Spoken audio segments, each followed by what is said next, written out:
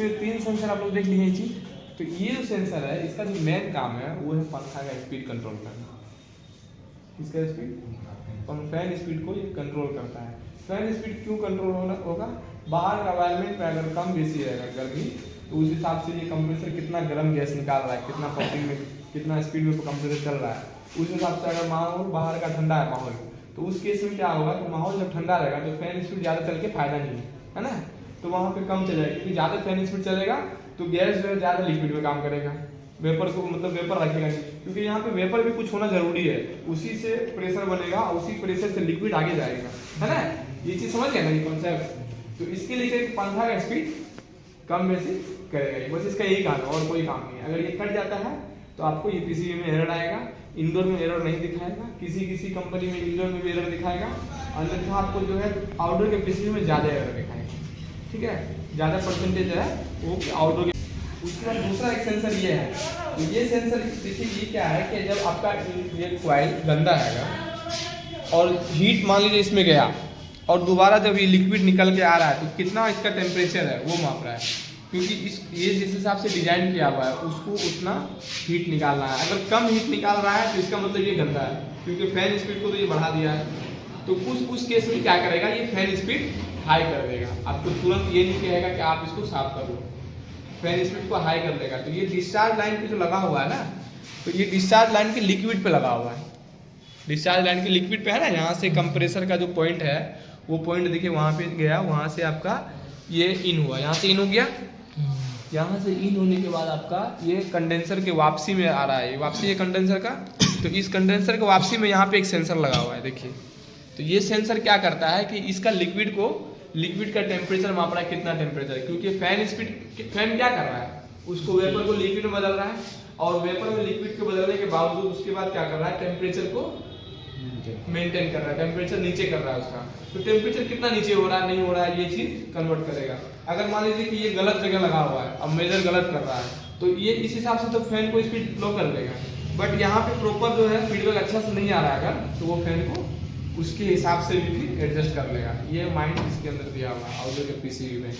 फिर आता है कंप्रेसर का, कंप्रेसर ओवर हीट होगा तो ज़्यादा हॉट यहाँ पे निकलेगा, गर्म टेम्परेचर यहाँ का बढ़ जाएगा, तो यहाँ का टेम्परेचर के हिसाब से आपका यहाँ पे एक डिस्चार्ज के मेन पॉइंट पे लगा हुआ है, जो कि यहाँ से डिस्चार्ज के अंदर फिर कंप्रेसर ही हो जाता है ना। चलिए ये 3 सेंसर इसमें लगा हुआ है जो आपको बताए थे, 3 सेंसर आउटडोर में होता है। कल जो हम लोग काम किए थे किस पे काम किए थे, हिटाची का आउटडोर में 2 सेंसर लगा हुआ है, वहाँ पे ये वाला सेंसर नहीं लगा हुआ था, ठीक है। और यहाँ पे ये उससे थोड़ा ज़्यादा स्मार्ट हो गया, तो यहाँ पे आपका एक सेंसर लगा हुआ है। कंप्रेसर का साइज़ देखिए, ये कंप्रेसर का साइज़ छोटा है, डीसी कंप्रेसर है, 3 फेज पे काम करता है। तो 3 फेज तो जान ही रहे पावरफुल होता है सिंगल फेज की अपेक्षा। 3 फेज बनाने के लिए जो है आपका ये पूरा सिस्टम है। तो 3 फेज जो मेन पावर बन रहा है जहाँ पे, वहाँ पे एक हीट सिंक लगाया जाता है IGBT में और डायोड में, बहुत ज़्यादा हीट होता है वहाँ पे।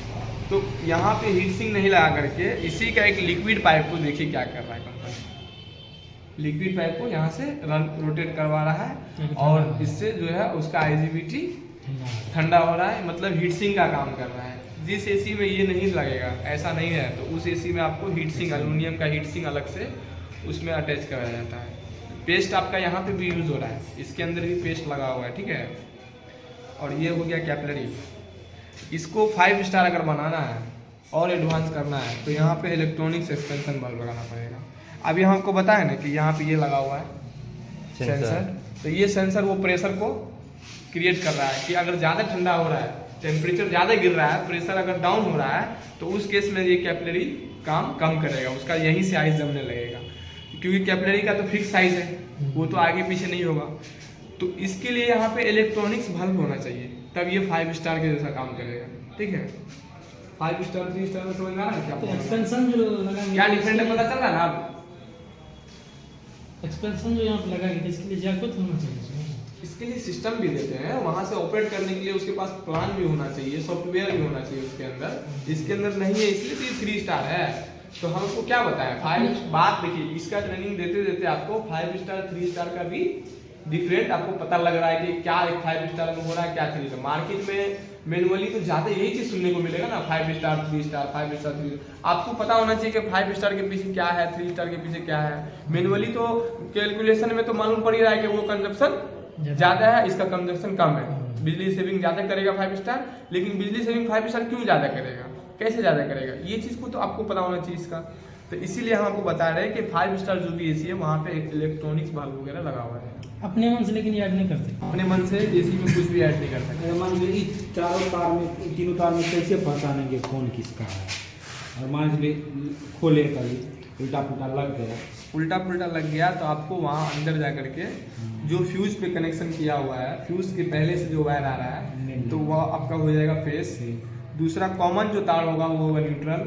ऑलरेडी वहाँ पे एन लिख करके पीसीबी के बाद दर्शाया हुआ रहता है, तो जिसमें एन लिखा हुआ रहेगा वो होगा न्यूट्रल, और ये हो जाएगा कॉमन, तो कम्युनिकेशन वाला स्टार्टिंग वायर हो जाएगा। तो ये हमेशा जो काम करता है ना वो न्यूट्रल और सिग्नल में बीच में काम करेगा। ऐसा नहीं है कि वो फेस से काम नहीं करेगा। न्यूट्रल और आपको सिग्नल। हाँ, आप और नोटिस करने वाला बात है कि रिएक्टर नहीं लगा हुआ है इस एसी में, रिएक्टर नहीं लगा हुआ है ना, रिएक्टर नहीं लगा हुआ ना, इसके अंदर में लगता है। रिएक्टर आपके पीसीबी के अंदर ही दिया हुआ है, बड़ा सा कॉइल दिया हुआ है ना, तो ये रिएक्टर का कुछ % काम कर रहा है। रिएक्टर का तो काम ये ना फिल्टर करना। हाँ, तो वो अकेला रिएक्टर इसमें जो है अगर कम मतलब छोटा सा दे दिया है तो इसके साथ और भी 2-3 कंपोनेंट मिला करके पीसीबी के अंदर दे दिया है। रिएक्टर से कम खर्चा में उनका काम हो रहा है। तो मशीन को मार्केट में यही चीज़ है ना कि कम से कम खर्चे में ज़्यादा फैसिलिटी मिले, तो उसी पे काम करती है कंपनी। हाँ, लगा हुआ बाकी सब का हाँ वो आप लगा सकते हैं। बाकी सब कंपनी में क्या होता है कि बड़ा सा एक हेवी सा यहाँ पे रिएक्टर लगा हुआ है, और देखिए निशान भी दिया हुआ रिएक्टर लगाने का, ठीक है, वहाँ पे रिएक्टर बाद में ऐड कर सकते हैं। हाँ, ये फॉल्ट है, ये दोनों एक है, ये दोनों एक है। हाँ ये दोनों एक ही है, हाँ दोनों एक ही है। वो खराब होने से कर नहीं, जैसे कैपेसिटर के पास तो हमेशा लूपिंग होता है ना, ये तो स्पेशल वायर आया हुआ है इस जैक से, इसीलिए। नहीं तो कैपेसिटर के पास तो हमेशा एक तार मिलके रनिंग वाला मिलके जाता है ना, तो इसीलिए कि ये दिया हुआ था। हर एक कैपेसिटर में आपको 2-3 तार एक्स्ट्रा मिलेगा, कनेक्शन मिलेगा ही करने के लिए। ये सब देखिए, ये सब से आपका पानी जाने का चांस रहता है। जब आप इसमें सर्विस करिएगा तो एक चीज़ का ध्यान रखिएगा कि अगर ये ब्लेड आप नहीं खोल रहे हैं तो ब्लेड को पकड़ करके आपको और ये साइड में प्रेशर मारना है।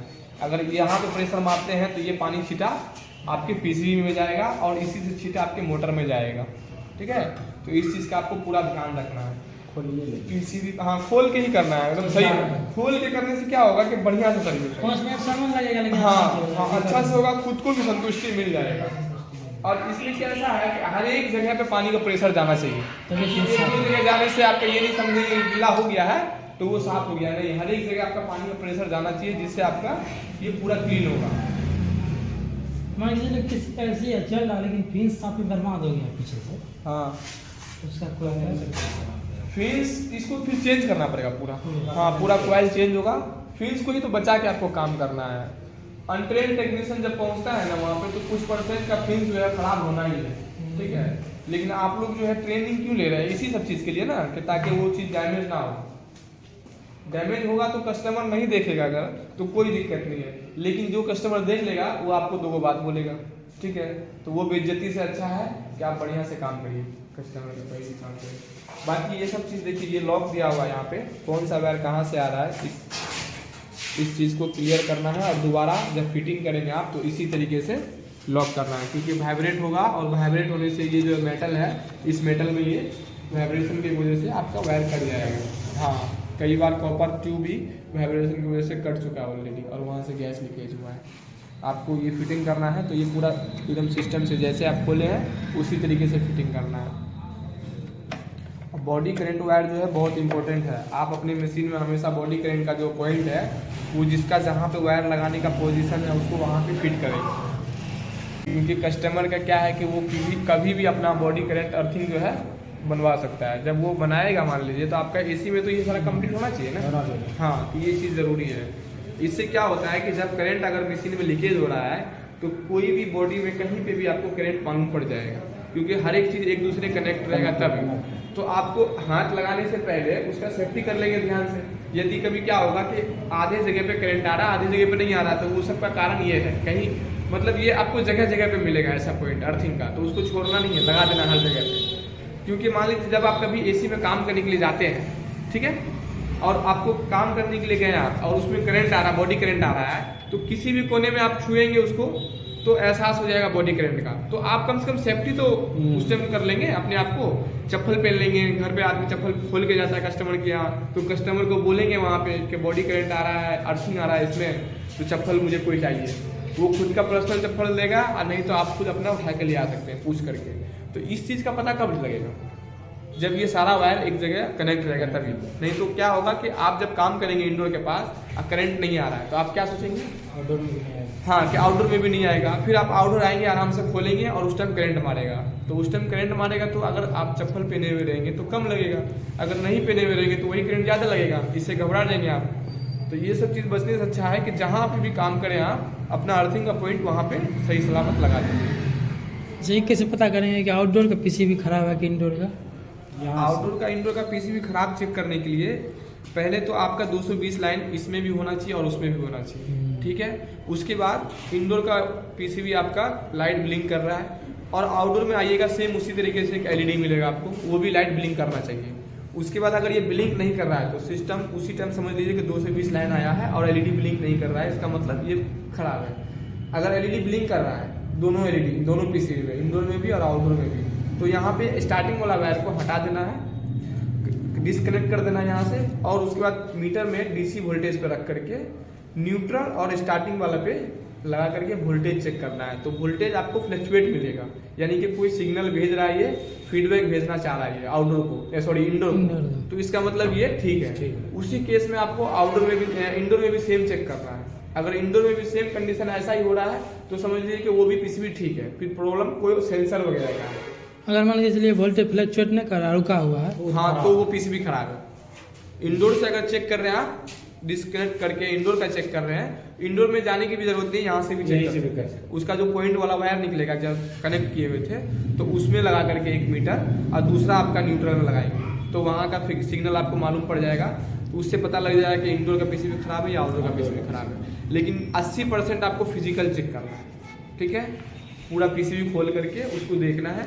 जिस टाइम पीसीबी खोलेंगे इंडोर का, उस टाइम खास ध्यान रखिएगा कि इसको लाइट पावर कर देना है, क्योंकि इसमें 440 मतलब कि 350 के आसपास, 400 के आसपास वोल्टेज क्रिएट होता है, वो भी डीसी लाइन है। अगर वो करंट लग गया आपको तो 1 महीना आप एसी का काम भूल जाइएगा, डर से नहीं कर पाइएगा, ऐसा ही होता है, ठीक है। और दूसरा चीज़ भी नुकसान हो जाएगा, कभी छज्जे पे चढ़े हुए हैं और वहाँ पे करंट लग गया तो करंट तो कम नुकसान पहुँचाएगा, बाकी नीचे गिर जाएगा। तो उस केस में क्या होगा कि लाइट काट के ही काम करना है इसका, इससे मजाक नहीं करना।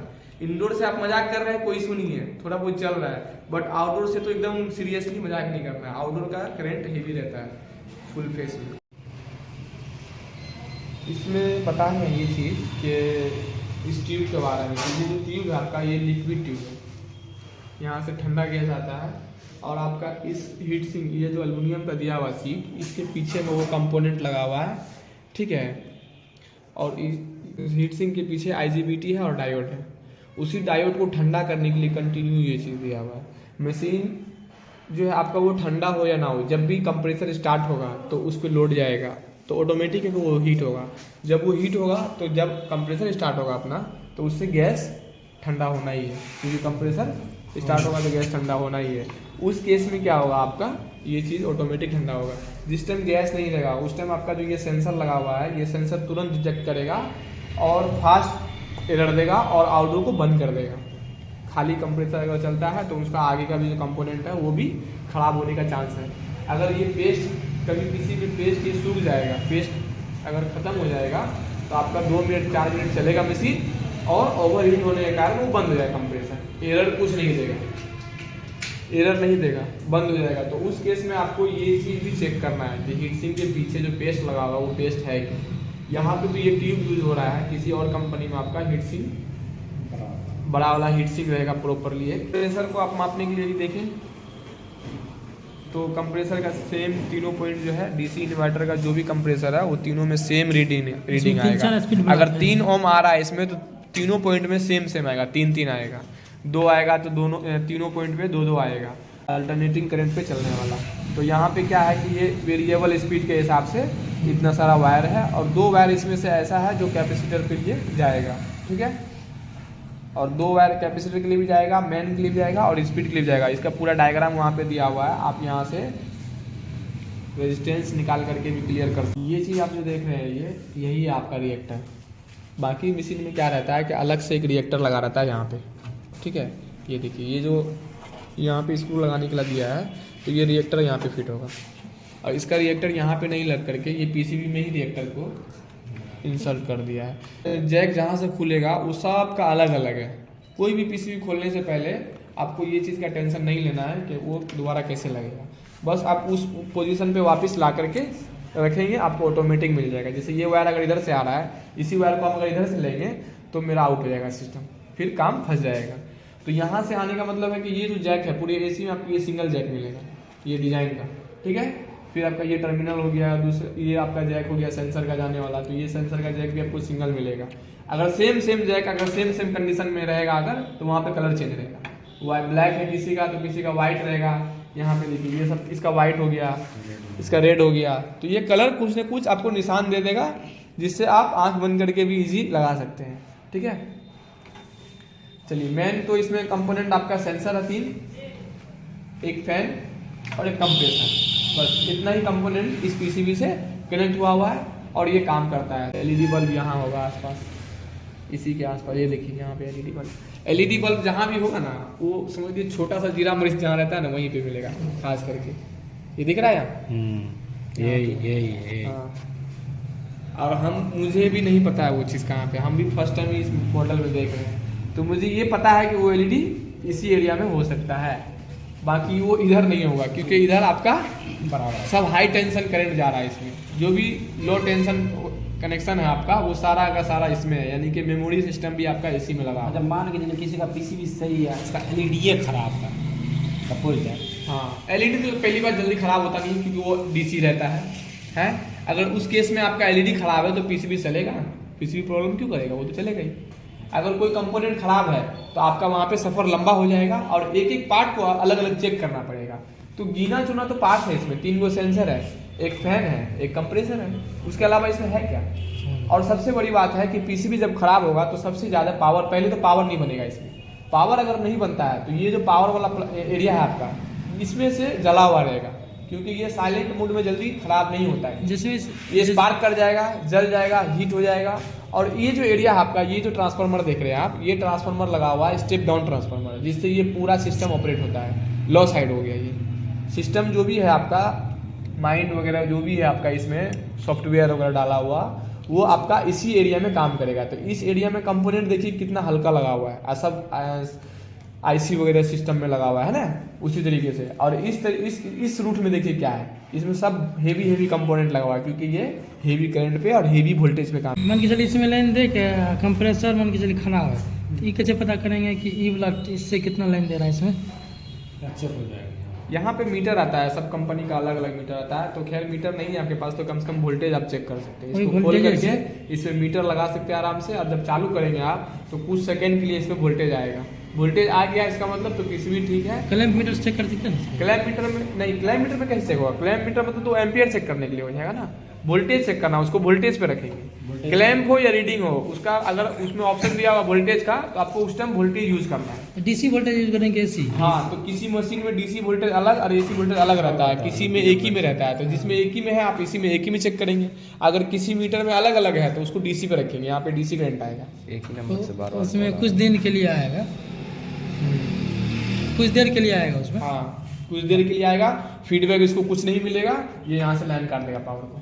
तीनों में से मतलब कोनों में आ सकता है? हाँ, तीनों में से कोई में भी लाइन आएगा, तीनों में बराबर लाइन आएगा, ठीक है। बाद में वो लोग वेरिएबल जब करता है ना तो अगर लाइन ना आया तो पीसीबी खराब है। हाँ, अगर लाइट ही नहीं आया तो पीसीबी खराब है, तब पीसीबी काम नहीं कर रहा है। उससे पहले भी कंपोनेंट चेक करना है, कोई कंपोनेंट के कारण भी ये लाइन नहीं छोड़ सकता। सफाई से लगा हुआ है, तो जब आप कभी सेंसर को खोलेंगे तो इतना ही सफाई से वापस से सेंसर को लगाएंगे, नहीं तो काम सही से नहीं करेगा।